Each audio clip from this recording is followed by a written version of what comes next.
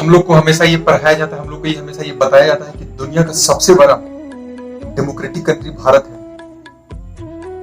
क्या डेमोक्रेसी को हम लोग को जनसंख्या के मुताबिक लेना चाहिए? क्या डेमोक्रेसी को हम लोग को वोट के मुताबिक लेना चाहिए कि जिस देश में जितना ज्यादा जनसंख्या होगा वहां का डेमोक्रेसी कितना अच्छा होगा? जिस देश में ज्यादातर लोग वोट देने जाएंगे तो वहां का डेमोक्रेसी काफी अच्छा होगा। क्या हम लोग को डेमोक्रेसी को नंबर से गिनना चाहिए? क्या हम लोग को डेमोक्रेसी को वोट बैंक से गिनना चाहिए? आज मैं इसी चीज के बारे में प्रूफ करके बताऊंगा। नमस्कार दोस्तों, मैं शिवम। डेमोक्रेसी का मतलब ये नहीं होता है कि आप चुनाव में पार्टिसिपेट करते हैं। डेमोक्रेसी का मतलब ये नहीं होता है कि आप वोट देते हैं। डेमोक्रेसी का मतलब ये नहीं होता है कि जिस देश का जनसंख्या जितना ज्यादा होगा वहां पे डेमोक्रेसी उतना अच्छा होगा। यदि ऐसा ही होता है तो चाइना भी अपने आप को डेमोक्रेसी मानता है।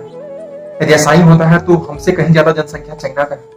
भारत का जनसंख्या आज 2020 में यूएन के मुताबिक 1 अरब 36 करोड़ है, जबकि चीन का जनसंख्या 1 अरब 41 करोड़ है। तो हम लोग ऐसा क्यों नहीं मान ले कि चीन का जनसंख्या ही सबसे ज्यादा है और वहां पे डेमोक्रेसी काफी अच्छा है, क्योंकि चीन अपने आप को डेमोक्रेटिक कंट्री मानता है, वहां भी चुनाव होती है। ये दुनिया का सबसे बड़ा मिथ है, ये दुनिया का सबसे बड़ा झूठ है जो हम लोग के दिमाग में डाला गया है और हम लोग सभी से पढ़ते आ रहे हैं और हम लोग को पढ़ते आए हैं और हम लोग को बताते गया है ये चीज। दुनिया का सबसे बड़ा डेमोक्रेटिक कंट्री भारत है, जबकि दुनिया का सबसे बड़ा झूठ है। मैं प्रूफ करके बताता हूं ऐसा क्यों। डेमोक्रेसी का मतलब होता है जहां पे सबसे पहला चीज है आपका राइट्स बचा हुआ है कि नहीं, आपका फंडामेंटल राइट्स बचा हुआ है कि नहीं। संविधान तो हमको फंडामेंटल राइट्स देता है, लेकिन क्या वो बचा हुआ है?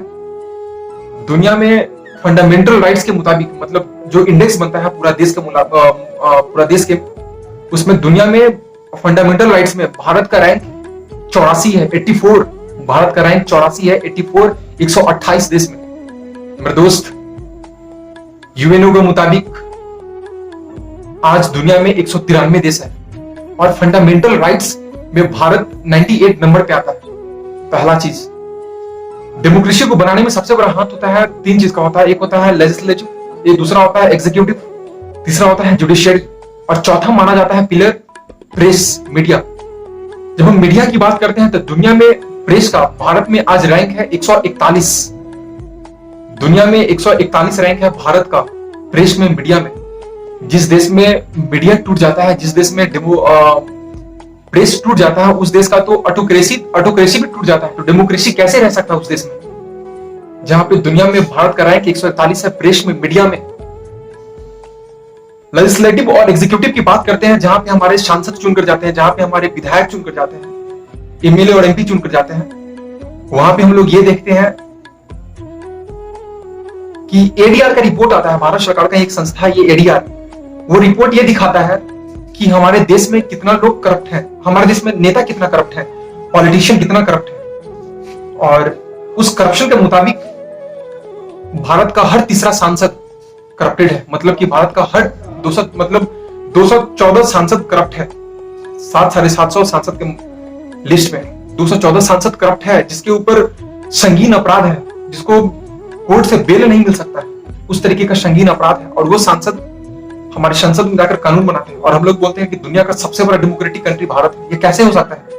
जिस देश में क्रिमिनल भारत के लिए कानून बनाते हो, जिस देश में डेमोक्रेसी का जो एक मंदिर होता है, उस मंदिर में करप्टेड लोग जाते हैं और हम लोग को ये चीज बताया जाता है। दुनिया का सबसे बड़ा झूठ है।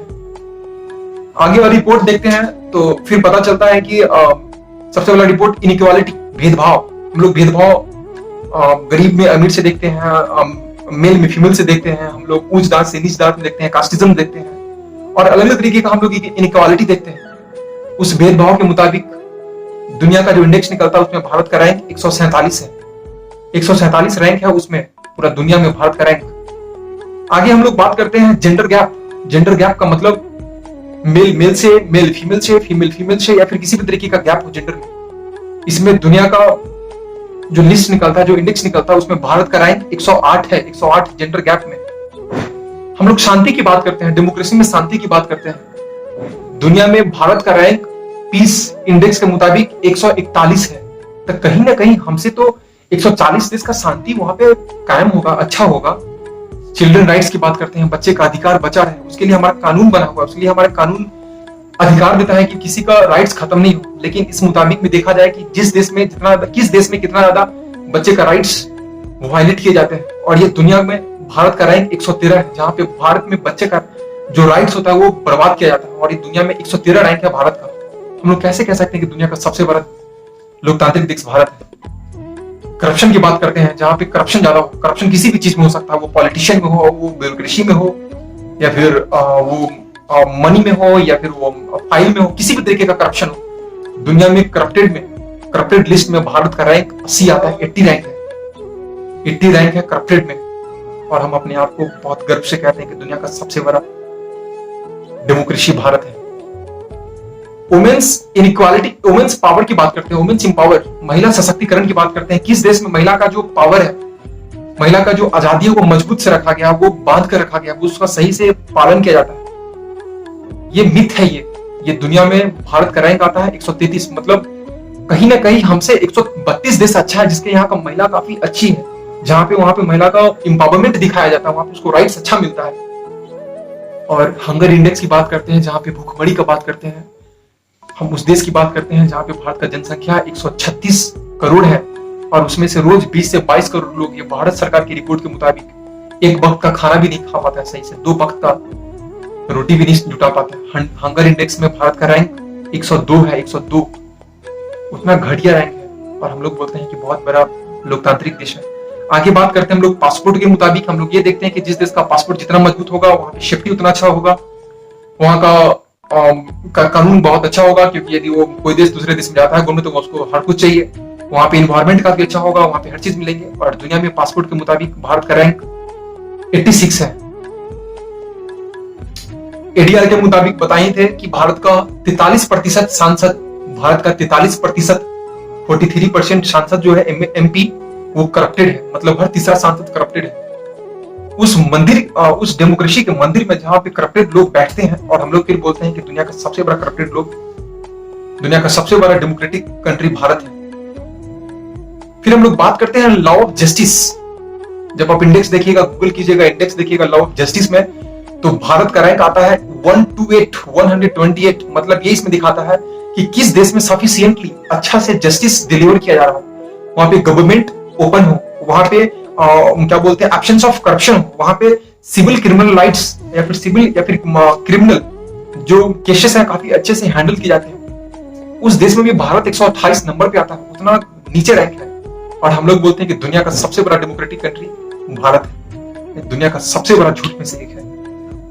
होना यह चाहिए था कि भारत दुनिया का सबसे बड़ा जनसंख्या होने के बावजूद भारत डेमोक्रेसी मेंटेन करता है। आंसर इसका यह है, क्वेश्चन ये होना चाहिए था कि दुनिया का सबसे बड़ा जनसंख्या भारत के पास है जो डेमोक्रेसी रखता है, न कि भारत दुनिया का सबसे बड़ा डेमोक्रेटिक कंट्री है। ये दुनिया का सबसे बड़ा झूठ है। ये इतना सारा प्रूफ था, जो एग्जाम देने वाले हैं या फिर जिनको समझना है वो इस लिस्ट को लिख ले, याद कर ले। और यदि आपको ये वीडियो अच्छा लगे तो प्लीज लाइक कीजिए, कमेंट कीजिए, शेयर कीजिए। फिर नेक्स्ट वीडियो में मिलते हैं। धन्यवाद।